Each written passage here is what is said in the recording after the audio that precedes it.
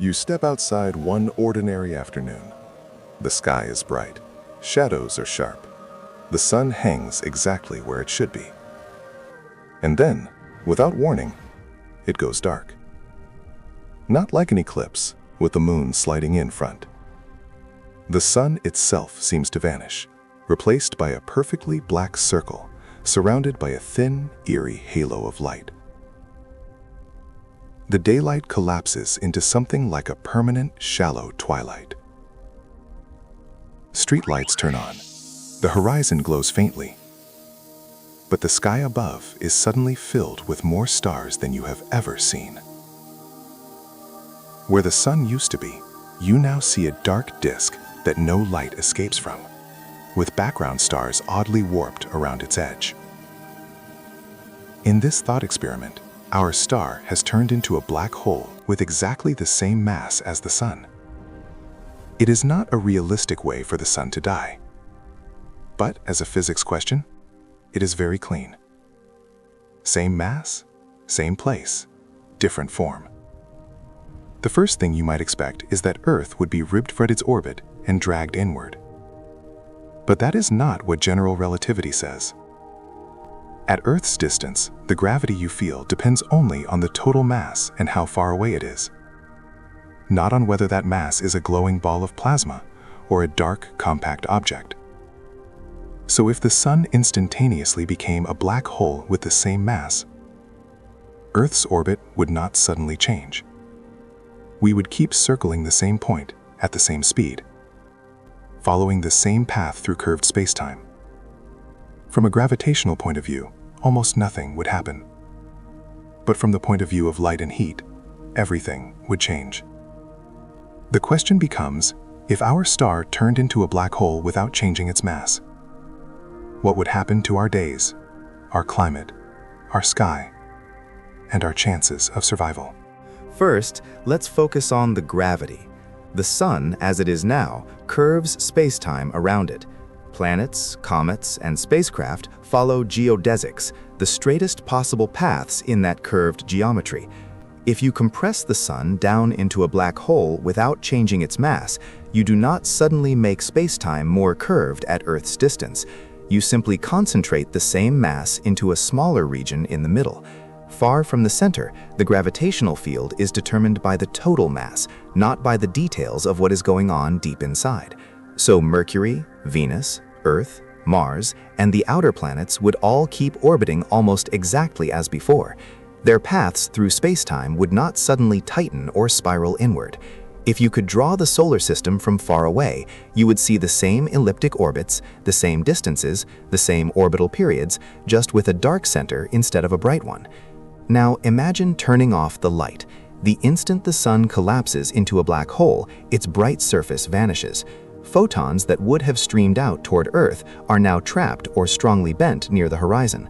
For a little more than 8 minutes, nothing seems wrong. The last wave of sunlight is still crossing the 150 million kilometers to reach us. Then, all at once, that flow stops. Daytime drops toward darkness. Earth keeps moving along the same orbit, but the central light has gone out. Without the sun's glare, the stars of the Milky Way explode into view.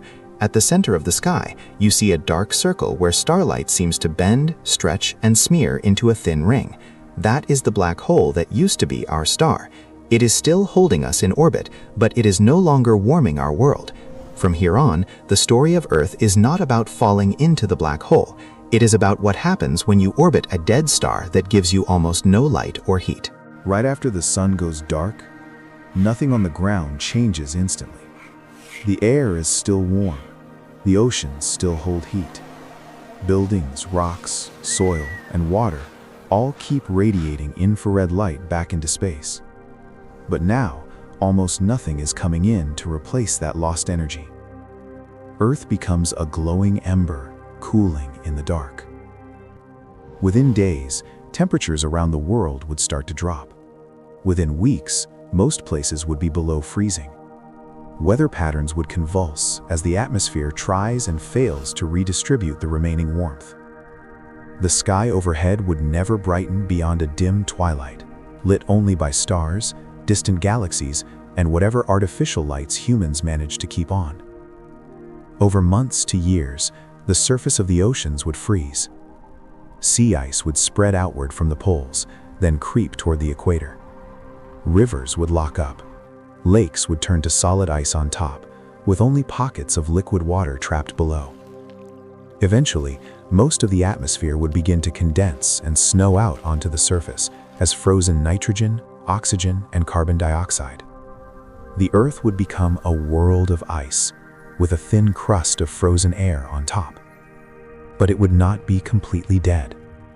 Deep underground and on the ocean floor, radioactive elements in Earth's interior would still be decaying.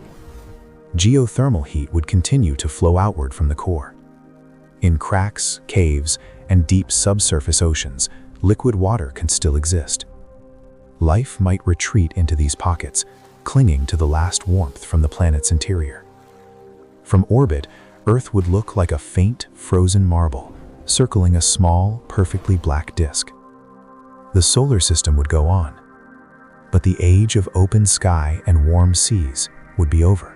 Could anyone survive in a solar system where the sun has become a black hole?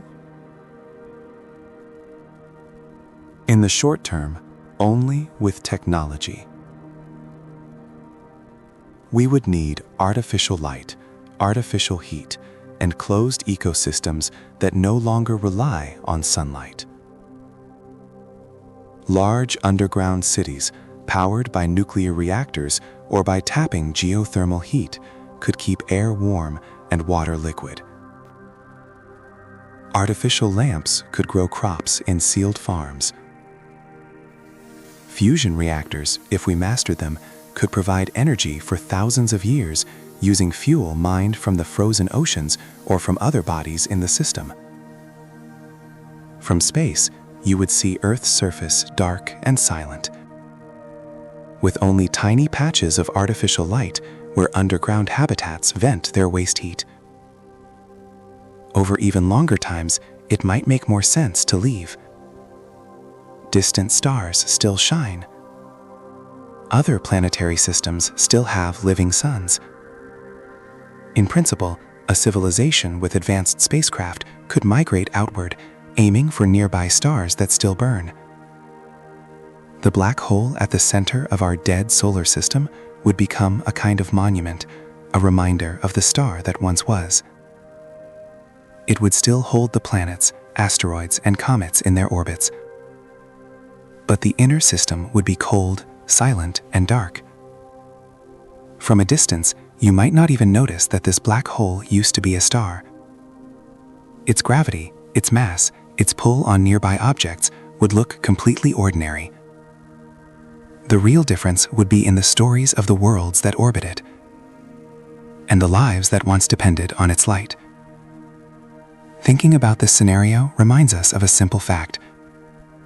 For planets like Earth, it is not gravity alone that makes a home. It is also the steady flow of light and heat from a living star. Change the star into a black hole, and the orbits can stay the same. But the world becomes a very different place.